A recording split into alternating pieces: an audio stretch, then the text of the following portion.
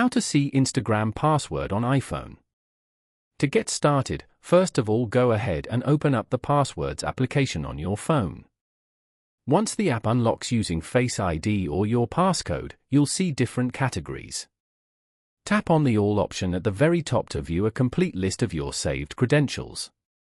This section displays all your saved passwords organized alphabetically for easy browsing.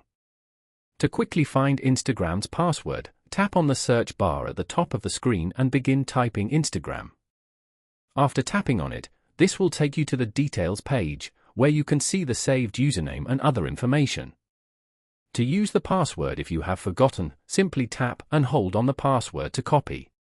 Now you can use the saved password to log in. Following these steps, you can easily see your Instagram password on an iPhone. Thank you for watching. Please leave a like if this tutorial helped you, or leave a comment below if you have any questions related to the video.